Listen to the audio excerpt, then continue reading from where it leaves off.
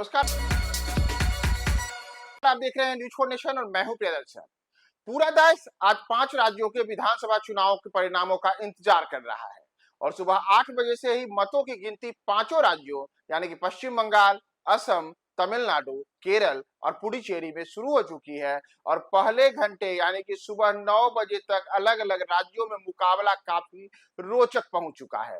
तो सबसे पहले बात करते हैं पश्चिम बंगाल के, जिस पश्चिम बंगाल पर पूरे देश की नजर है कि क्या पश्चिम बंगाल में फिर से ममता बनर्जी की वापसी होगी या फिर पहली बार भारतीय जनता पार्टी अपने सरकार बनाने में बंगाल में सफल होती है।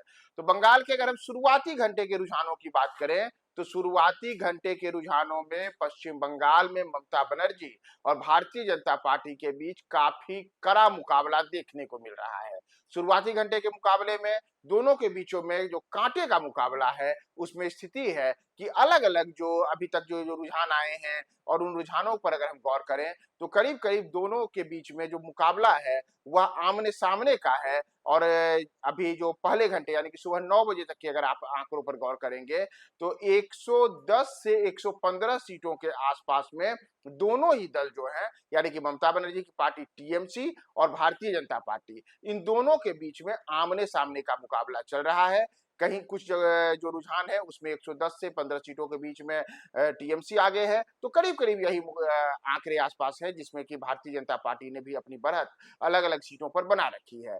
तो फिलहाल ये पहले घंटे के रुझान है। जैसे जैसे दिन चढ़ेगा, जैसे जैसे मतगणना का दौर बढ़ेगा, गिनती आगे होगी, वैसे वैसे इसमें कई किस्म के और बदलाव देखने को मिलेंगे। इसके बाद अगर हम बात करें तमिलनाडु की तो तमिलनाडु में मुकाबला एक तरफा जाता दिख रहा है। तमिलनाडु में एक बार फिर से एमके स्टालिन की सरकार वहां पे सरकार बनाते हुए दिख रही है। और जैसा कि तमाम जो एग्जिट पोल थे उन एग्जिट पोल में भी यह निकल करके सामने आया था कि डीएमके यानी कि द्रविड़ मुनेत्र कड़गम वहां पे एक बड़ी बढ़त हासिल कर सकती है। तो शुरुआती घंटे के रुझान वही इशारा कर रहे हैं। और पहले घंटे की अगर हम बात करें तमिलनाडु को लेकर के विशेषकर तो तमिलनाडु में जो 234 विधानसभा की सीटों पर आज मतगणना का दौर जारी है उसमें तमिलनाडु में डीएमके ने शुरुआती रुझानों में करीब 58 से 60 सीटों के ऊपर बढ़त बना ली है। जबकि जो अन्ना द्रमुक गठबंधन है यानी कि जिसमें कि एनडीए है, भारतीय जनता पार्टी इसी अन्ना द्रमुक गठबंधन का हिस्सा है, इसने शुरुआती रुझानों में करीब 21 सीटों पर बढ़त हासिल की है। वहीं एक बड़ा उलटफेर यहाँ पे टीवी के यानी कि जो वहाँ के लोकप्रिय टीवी स्टार विजय हैं उनकी पार्टी को भी देखने को मिल रहा है। और करीब 30 ऐसी सीटें हैं जहां पे इनकी पार्टी ने शुरुआती रुझानों में बढ़त हासिल की है।